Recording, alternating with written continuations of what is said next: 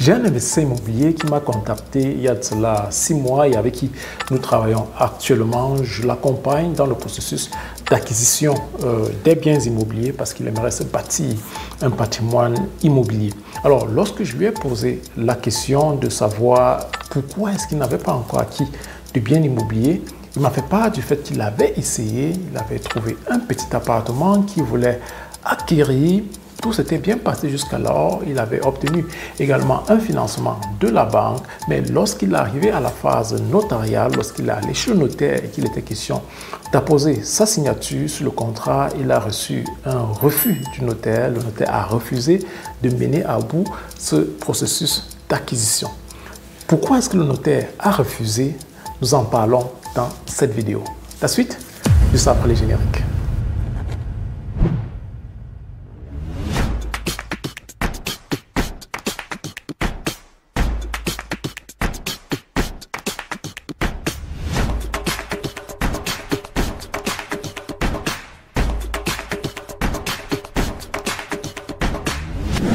Salut à toi, je suis Cédric, je suis le promoteur de la CEF Academy qui a pour mission de sensibiliser, de conseiller et d'accompagner toute personne désirant se bâtir un patrimoine financier et immobilier de qualité en Allemagne. Dans le cadre de notre académie, nous offrons des formations, nous faisons des coachings, nous faisons des mentoring sur les thématiques telles que les finances, la fiscalité et l'investissement immobilier. À propos de l'investissement immobilier, nous avons mis sur pied un guide qui te permet en très peu de temps d'avoir les bases nécessaires pour un investissement réussi.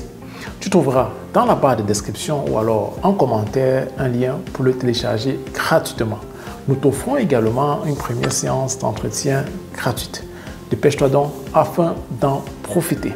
Si tu n'es pas encore abonné à cette chaîne, je te prierai de le faire, d'activer la cloche de notification afin de ne pas rater nos nombreuses et intéressantes vidéos, mais surtout de partager cette vidéo avec tes proches.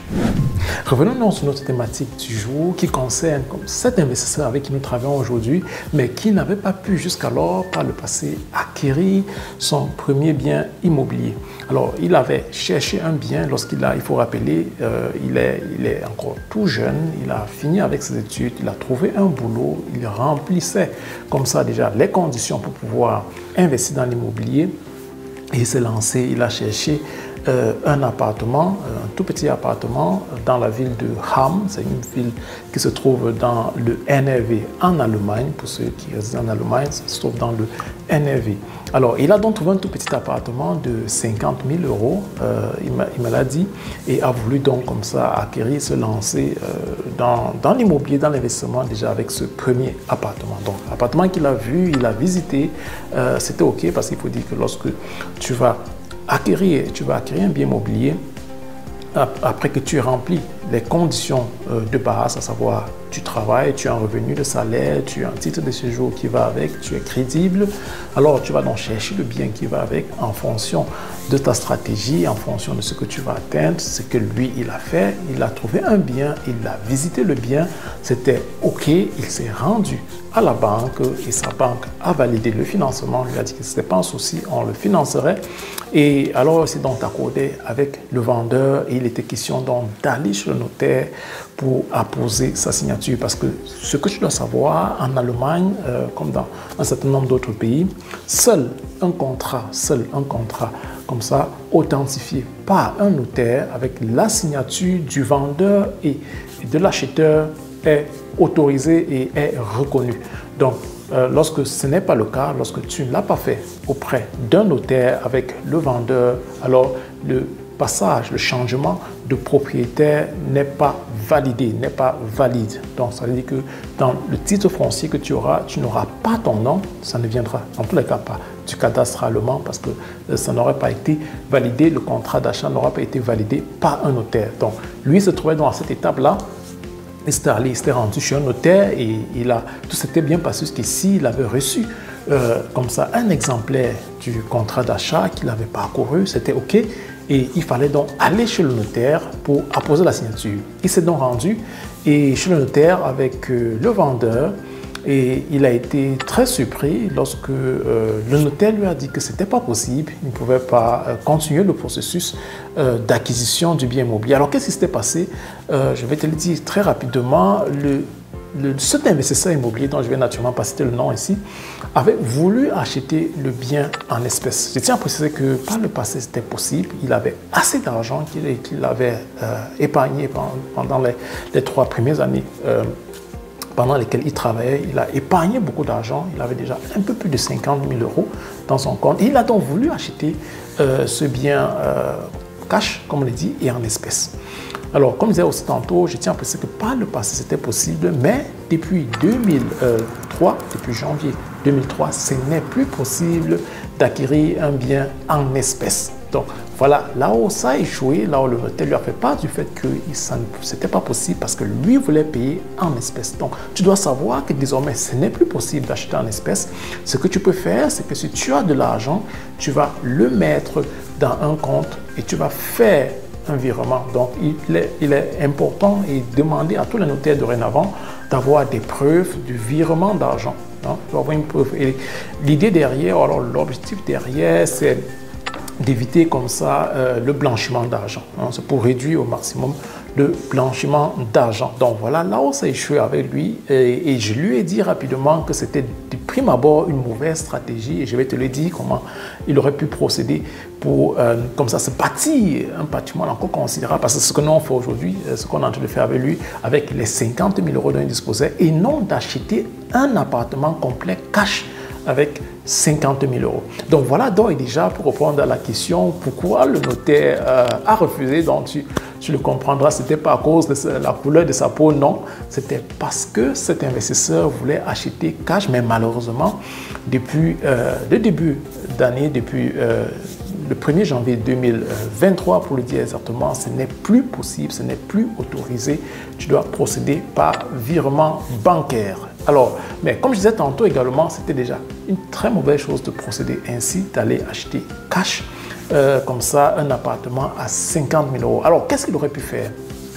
Il aurait pu utiliser les mêmes 50 000 € ou alors même seulement 40 000 € et s'acheter au moins 4 appartements, parce que c'est ce qu'on est en train de réaliser actuellement.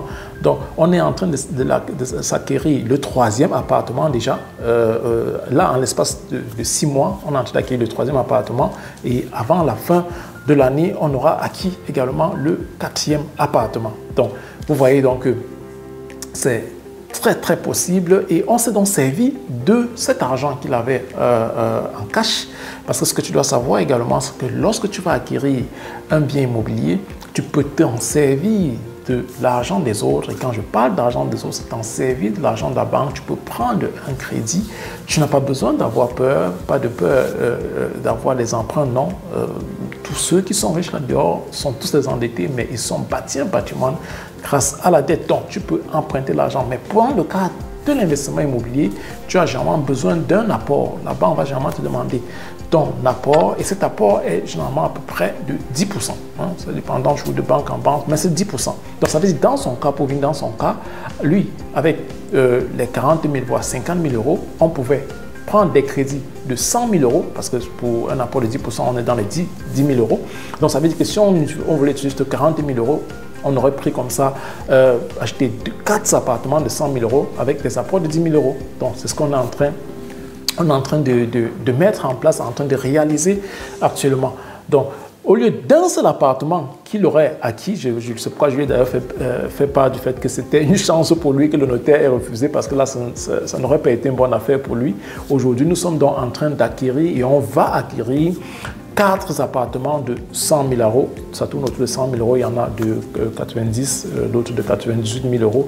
Donc, ça tourne autour de 100 000 €. Et on va acquérir 4 appartements. Or, s'il avait acheté en espèces, il aurait eu juste un appartement. Il aurait eu certes un appartement qui lui produit complètement du cash, ou le loyer qui revient complètement. Mais attention, il aurait payé aussi beaucoup d'impôts là, puisqu'il a des entrées considérables. Contrairement à ce que nous sommes en train de faire maintenant, où on est en train d'acquérir plusieurs appartements, il a également des loyers il va donc s'en servir pour rembourser le crédit qu'il a fait, mais surtout derrière, il a donc 4 appartements. Il s'est bâti déjà comme ça un patrimoine qui va tourner déjà au demi-million et qui, avec la plus-value, ira presque au million. Donc voilà comment ça va vite également. Mais attention, il faut connaître, s'y prendre, parce que vous voyez, quand je vous dis en l'espace de 6 mois, on va acquérir 4 appartements. Il faut donc connaître comment s'y faire, s'y prendre le temps pour moi.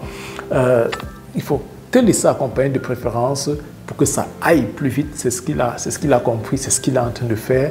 Donc, il aurait fait donc une erreur pour moi, une erreur fatale, parce qu'il faut dire l'apport, la liquidité, c'est le nerf de la guerre dans l'investissement. C'est l'air. Quand tu es liquide, alors tu as la force de frappe, mais il faut savoir comment t'en servir.